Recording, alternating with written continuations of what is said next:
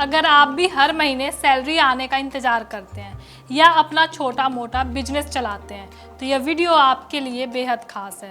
साल 2026 का आधा सफ़र तय हो चुका है और इसी के साथ इनकम टैक्स विभाग ने वित्तीय वर्ष 2025-26 यानी असेसमेंट ईयर 2026-27 के लिए ITR 1, 2, 3 और 4 फॉर्म की ऑनलाइन फाइलिंग आधिकारिक तौर पर शुरू कर दी है। एक जिम्मेदार नागरिक के तौर पर समय पर टैक्स चुकाना देश की तरक्की में हमारी सबसे बड़ा योगदान है।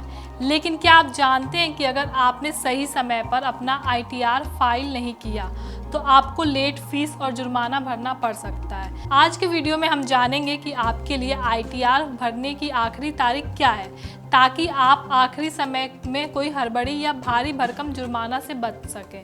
नमस्कार, मैं अस्मिता त्रिपाठी और आप देख रहे हैं अमर उजाला। चलिए सबसे पहले बात करते हैं नौकरी पेशा यानी सैलरीड क्लास के लोगों की।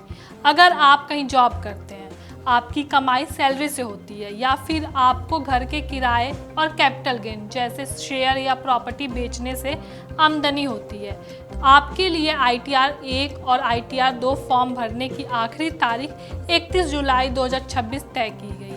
जी हाँ, बिना किसी जुर्माने के अपना रिटर्न ऑनलाइन सबमिट करने के लिए आपके पास सिर्फ 31 जुलाई तक का ही समय है। इसलिए अंतिम तारीख का इंतज़ार बिल्कुल मत करिए और अपने फॉर्म 16 के आते ही इस काम को निपटा लीजिए। अब बात करते हैं हमारे छोटे व्यापारियों और प्रोफेशनल की। अगर आप एक डॉक्टर हैं, फ्रीलांसर हैं या कोई ऐसा बिजनेस चलाते हैं जिसके लिए आपको किसी टैक्स ऑडिट यानी खाते की बारीकी की जांच की ज़रूरत नहीं होती, तो आप लोग ITR 3 और ITR 4 फॉर्म भरते हैं। बिना टैक्स ऑडिट वाले इन सभी मामले के लिए आयकर विभाग ने रिटर्न दाखिल करने की अंतिम तारीख 31 अगस्त 2026 तय की गई है। यानी सैलरीड लोगों से आपको एक महीना ज़्यादा मिलता है। लेकिन ध्यान रहे कि 31 अगस्त से पहले आपके सारे पेपर और कैलकुलेशन रेडी होने चाहिए। इसके बाद आते हैं वो कारोबारी या कंपनी जिनके खाते का टैक्स ऑडिट होना कानूनी रूप से ज़रूरी होता है। CA से ऑडिट कराने वाले इन बिजनेस हाउसेस के लिए ITR 3 और ITR 4 फॉर्म भरने की आखिरी तारीख 31 अक्टूबर 2026 रखी गई है। वहीं अगर कोई ऐसा बिजनेस घराना है जिसका इंटरनेशनल ट्रांसफ़र प्रोसेसिंग का मामला है और उन्हें इसकी रिपोर्ट जमा करनी होती है, तो सरकार ने उनके लिए रिटर्न फाइल करने की अंतिम सीमा और आगे बढ़ाकर 30 नवंबर 2026 तय की गई है।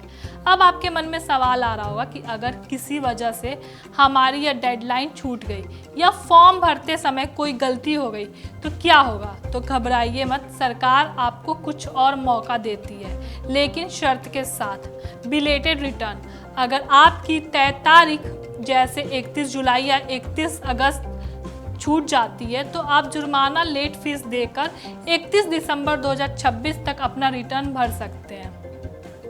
रिवाइज रिटर्न, मान लीजिए आपने समय पर रिटर्न तो भर दिया लेकिन बाद में पता चला कि कोई जानकारी छूट गई थी या कोई गलती हो गई थी, तो उस गलती को सुधारने के लिए आप 31 मार्च 2027 तक दोबारा फॉर्म भर सकते हैं, जिसे रिवाइज रिटर्न कहा जाता है। अपडेटेड रिटर्न ITR U, और हाँ, अगर आपसे कोई बहुत पुरानी गलती हो गई या आप पिछले साल का रिटर्न भरना ही भूल गए तो सरकार आपको सुधारने का एक लंबा मौका देता है।